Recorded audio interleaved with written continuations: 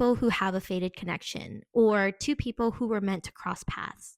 Again, this is the underlying belief that they had a connection from a past life, which is making them meet again in this life for whatever reason. Hi everyone, my name is Michelle and welcome to my channel.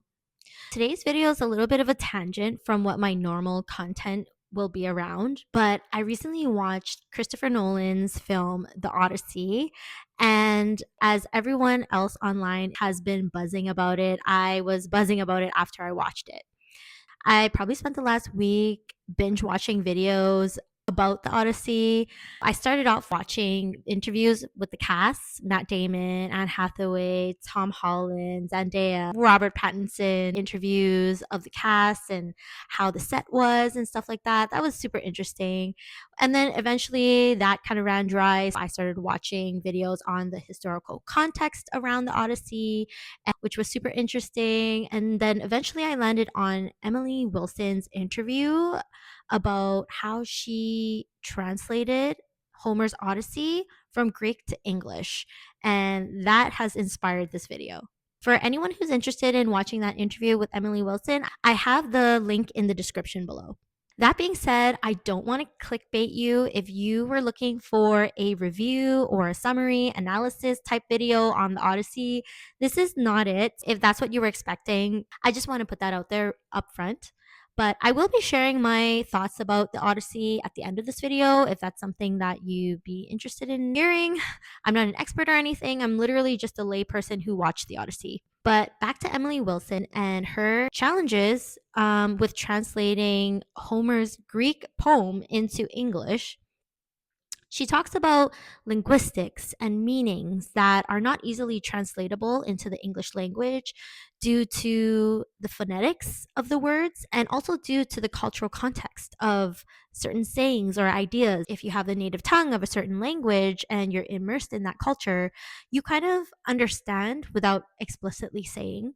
So, like I said, this is not a video about the Odyssey, but it was inspired by me watching the Odyssey and also by Emily Wilson's interview about translations. For me, I am actually Vietnamese Canadian. Most of the spoken language I have is from interacting verbally with Vietnamese people and my parents, my family, and the Vietnamese community.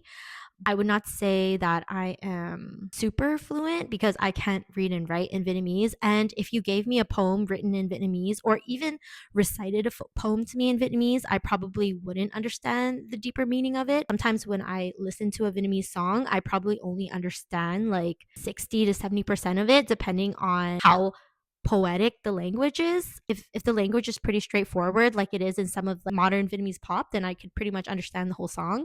But if it's one of those like back in the day 60s songs where the language is a little bit more poetic, I would say, then I might not understand 100%.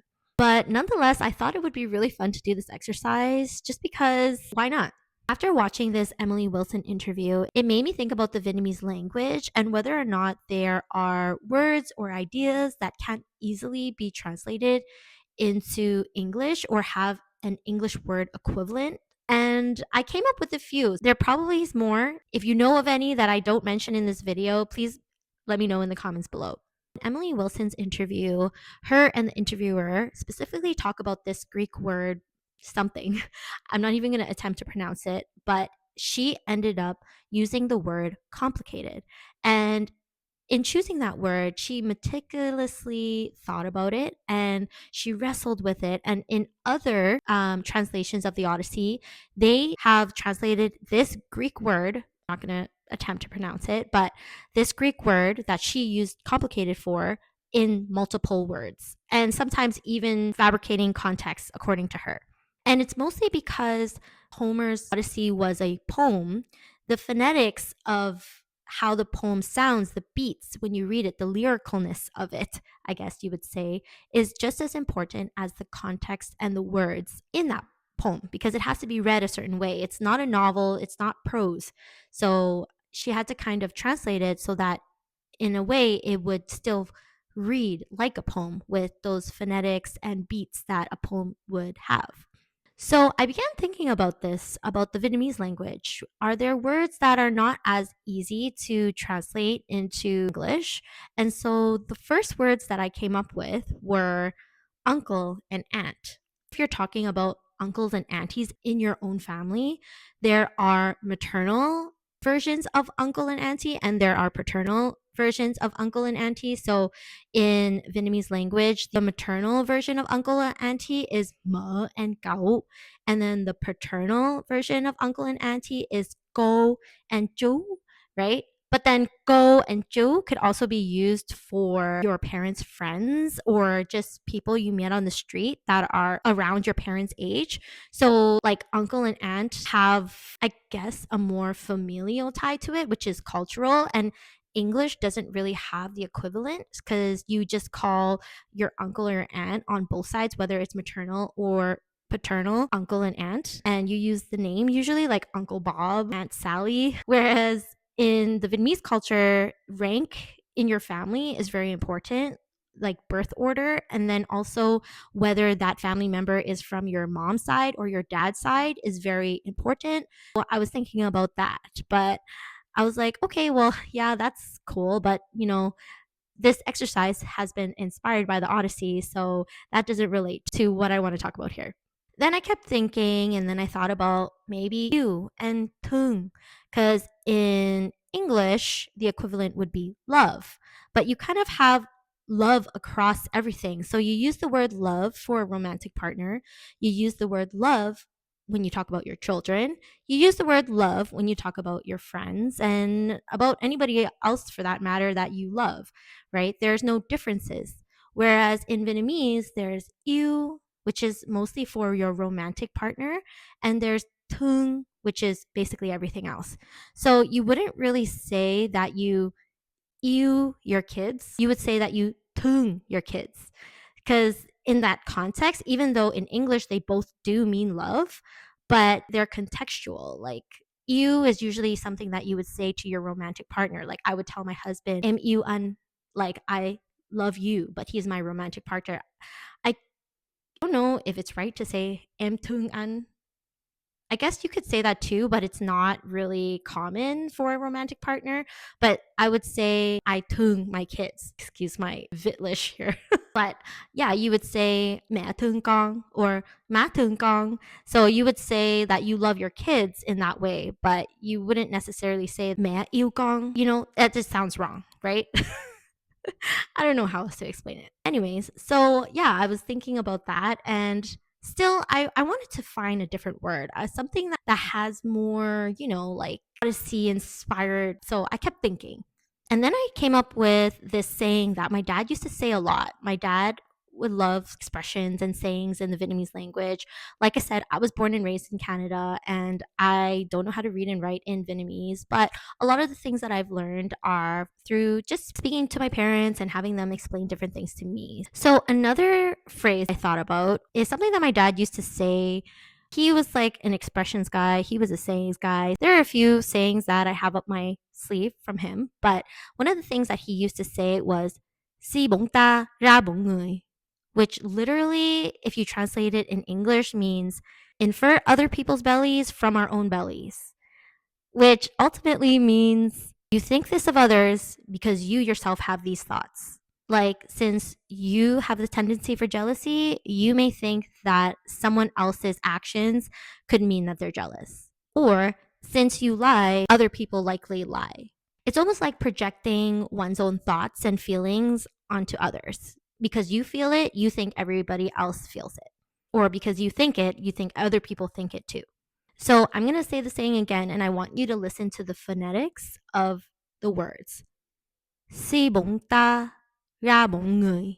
So you can hear kind of like the linguistic quality of that.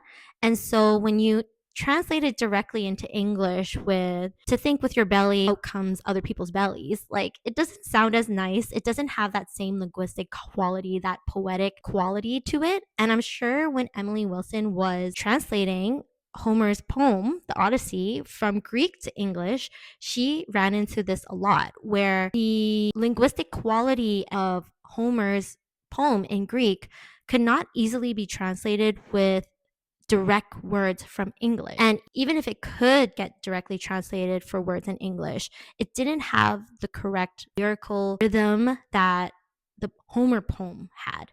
Going back to that Vietnamese saying, si means to think or to infer, bụng means belly, ta means myself, ra means out from or out, bụng means belly again, người means other person, right? So said together, si bụng ta ra bụng người. It just sounds nice, but it doesn't have the same quality in English. And when I was researching this quote, because obviously I just heard it from my dad, so for this exercise, I wanted to kind of know more about it. And actually, it has some Vietnamese cultural context around that too, because in the Vietnamese culture, they do believe that thoughts and feelings come from the belly. And yeah, so I could have ended the exercise there, but because this exercise was inspired by the Christopher Nolan's adaptation of the Odyssey, I wanted to wrestle with something more on theme, something more cultural, more nuanced, more complicated. I couldn't come up with anything good, so I Googled Vietnamese words that are not easily translated into English. And the first hit was an article that gave me a bunch of options. I'll link that article in the description below for anyone who's interested. And when I went through this article, the word that stood out to me was yin. And from my understanding of the word, I was a little bit confused because I thought yin could be directly translated into English as fate. And so my next course of action was, okay, well, do I really understand the meaning of fate? Let me look up the definition of fate. This is just the direct definition from Google. Fate means an unchangeable power or fixed set of events that control the future. It also describes the final outcome or end result that happens to someone or something, often pointing to a harsh or negative end. I guess this was kind of like Odysseus' crew in the Odyssey, where they had the fate that they were all going to die. And no matter what Odysseus did, he could not change the fate of his crew. It was in the prophecy, and so that was their fate. They were not going to be saved. And then I looked up the definition of yin. So yin is a Vietnamese concept meaning fated connection, serendipity, or personal charm. It describes an invisible bond that brings people together, and it also has a dual meaning that a person has a natural grace or charm. Yin also has some cultural aspects to it where it believes that the interactions in this life would have had influences from our past lives. Okay, so after looking at these definitions, I can see how yin and fate are different. So let's talk about their differences. The first difference is fate is unchangeable, whereas yin is more fluid.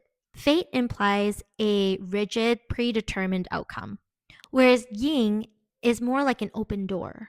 It brings people together, but it's up to those people to keep the connection.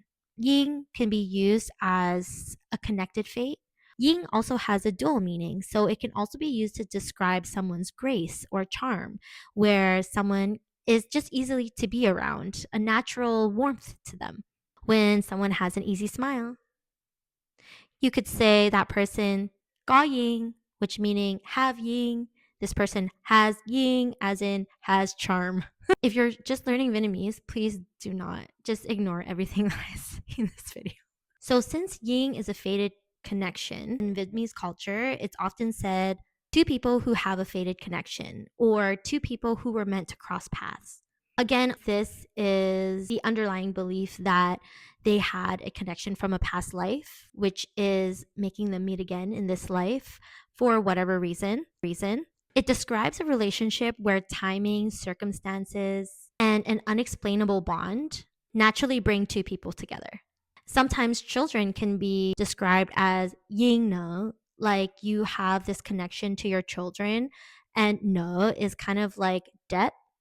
So you have this karmic debt from your past life, and that's why these people, your kids, have come back in this life for you to repay their debts through constant sacrifice for your kids. And it's kind of a fated connection between you and your kids. You open the door to your hoo-ha when you brought them into this world. Okay, this is like the most unscripted video that I had. I do have another video that I recorded previously that is super scripted. But I decided to post this one before that one because this is more relevant since the Odyssey just got released.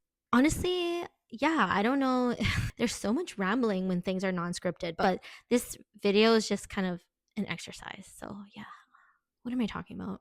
So, this word ying, it cannot be directly translated into English. But I guess when I hear the word ying in Vietnamese, either when my mom is saying it, mostly my mom, because she's really superstitious, she really believes in, things happening because of stuff. Like, she really believes in karma and past lives and all that. So, most of the context around ying is from her. And also, I've been told that I have ying. But yeah, so most of the stuff around ying in the contextual way that I've heard it does involve two people. Either two people have ying, meaning they were meant to be together, or hangka ying, meaning they were not meant to be together. We never really talk about ying, like if someone dies young, we never really say it was that person's ying, as in you would say it was that person's fate. It was that person's fate to die young, something like that. You never really say that about ying. Like ying is not used in that way. And I guess there's a lot of Vietnamese words and probably English words too. We unknowingly understand the meaning of it and know when not to use a word and when to use a word.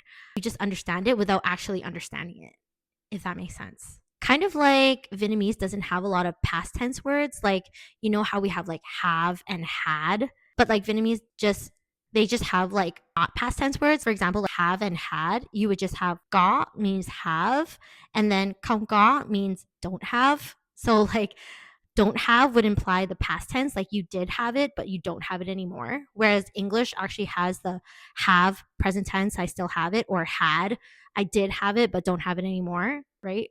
Okay, so to wrap this up, I want to talk about why this stood out to me and why I think that ying and fate kind of had that theme in the Odyssey. This word that stood out to me, intrigued me to do this exercise.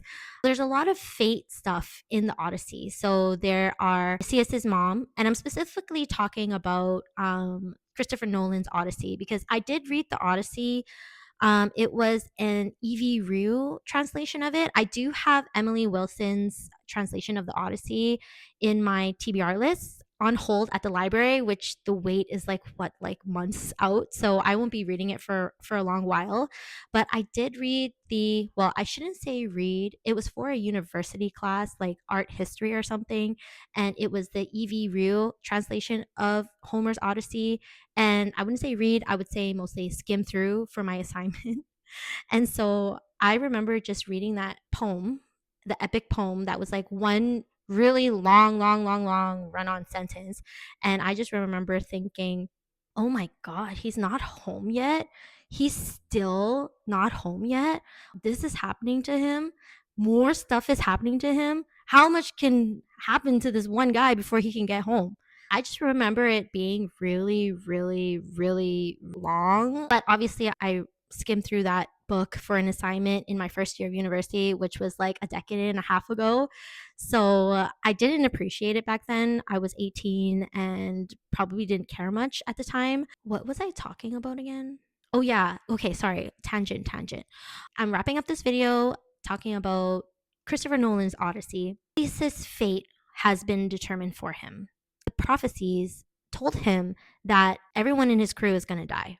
It didn't matter how much he did to prevent it, how much he knew ahead of time. It was the fate of his crew that they were going to die and he was going to go home, but only him alone. That was kind of in the cultural context of the Greeks and the Greek gods.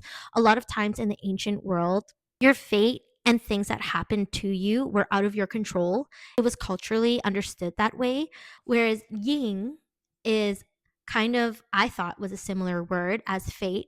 But in the Vietnamese culture that is deeply influenced by Buddhism, there are no really concepts around fate, an unchangeable, predetermined future. It's more around karma and people that you've met In Homer's Odyssey, they have Zeus's law, which is you need to be kind to all your travelers because your traveler could be disguised as a god. And if you piss off a god, well, you're about to find out. Whereas in Buddhist teachings, you need to be kind to others. Otherwise, you're going to get bad karma. If you do bad things are going to happen to you. So it doesn't necessarily mean that you've offended a god or someone superior to you. It just means there's this karmic energy in the universe that you'll get back what you put out. Though they can be seen similarly, they're not the same and they cannot be used interchangeably. So that's the point of this. I hope that I didn't go too much of in a dilly-dally circle around it. Like I said, this video is not scripted, so I'm just really just talking. If you have words in your language, whether it's Vietnamese or any other language that you can't truly translate it easily in English, please let me know in the comments below. But yeah, okay, let me just switch gears and talk about what I thought about Christopher Nolan's Odyssey. My initial thoughts going into the movie before I watched it was, how is the Odyssey going to be in this movie? When I read the Odyssey when I was 18, so many things happened. It was just like a long journey. It was just so much stuff was going on in that book.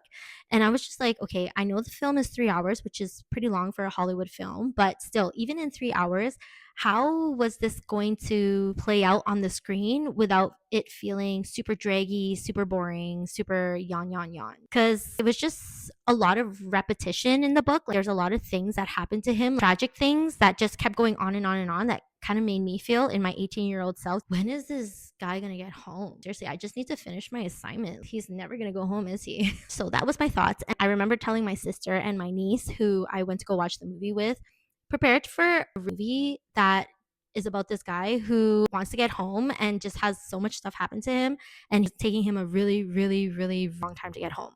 So we're sitting through the film. I'm looking left at my sister. I'm looking right at my niece. Their tears are bawling down their eyes.